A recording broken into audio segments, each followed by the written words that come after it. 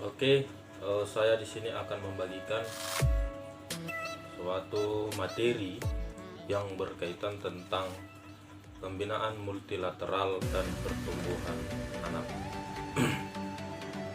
Jadi perlu kita ketahui bersama bahwa pertumbuhan pesat pada seorang anak itu, kalau kita kategorikan, itu pertumbuhan yang sangat pesat pada anak laki-laki, yaitu usia 12 sampai 15 tahun.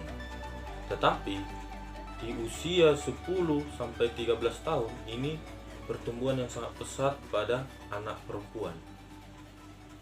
Jadi di fase-fase ini seorang anak itu memiliki pertumbuhan yang sangat pesat, baik dari fisik ataupun seluruh kondisi tubuhnya. Dan di usia-usia yang saya sebutkan tadi, di situ akan terjadi tentang lambatnya gerak seorang anak di dalam satu gerak tertentu. Tetapi di gerakan yang lain bisa jadi seorang anak ini bisa menguasai dengan cepat. Jadi ada karakteristik seorang anak ini, ya.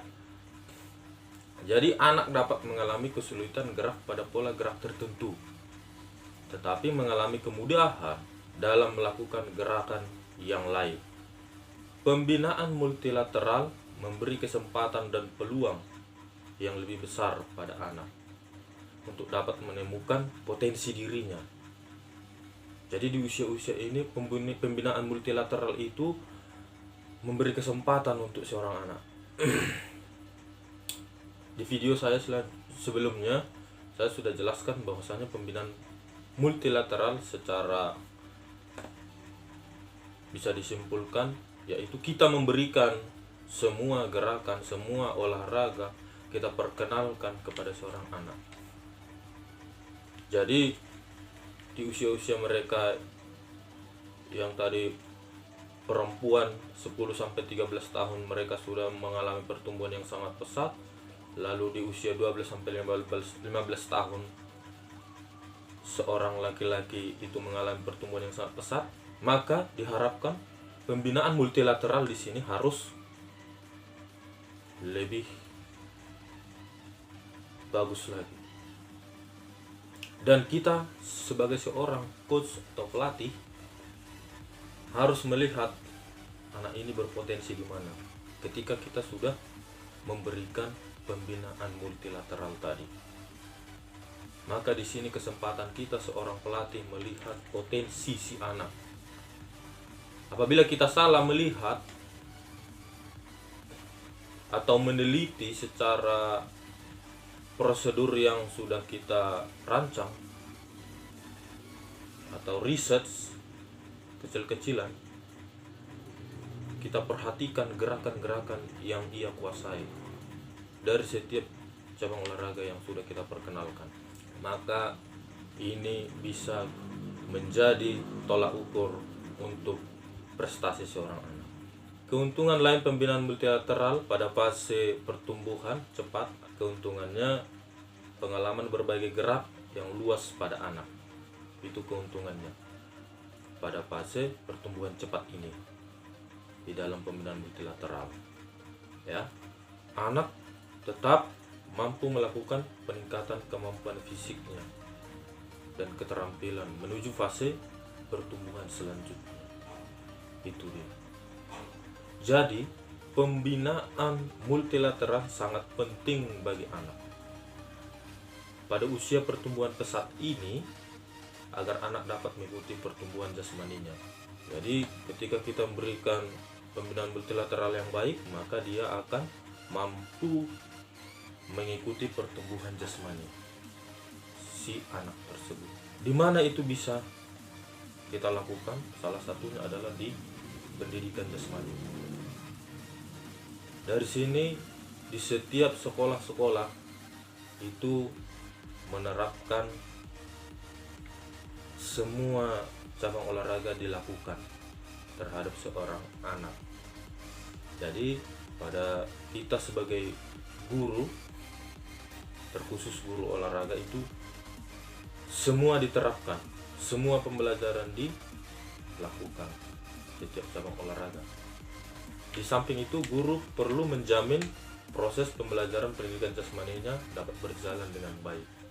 Jadi pendidikan jasmani itu bisa merupakan suatu wahana learning to do, learning to know, learning to be, and learning to live together. Jadi wahana PJOK itu harus mencakup yang saya sebutkan tadi. Maka ada 3 kesimpulan yang bisa saya bagikan kepada teman-teman. Yang pertama itu, belajar keterampilan merupakan proses yang sangat panjang, ya, dimana diperlukan berbagai kaidah-kaidah dasar dari yang diketahui menuju ke yang belum diketahui, dari yang sederhana menuju yang kompleks, dari yang umum menuju yang khusus, dan dari yang mudah menuju yang sukar. Itu yang pertama. Yang kedua itu, pembelajaran keterampilan perlu dirancang dengan benar sesuai dengan tahap perkembangan motorik si anak. Jadi sesuai dengan perkembangan si anak, pola gerak si anak, bagaimana dia menguasai gerakan-gerakan yang sudah kita berikan.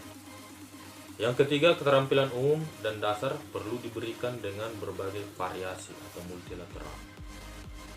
Itu yang ketiga. Yang keempat, karena belajar keterampilan merupakan proses panjang, maka perlu adanya upaya fun, kegembiraan, menghibur dalam proses pembelajaran.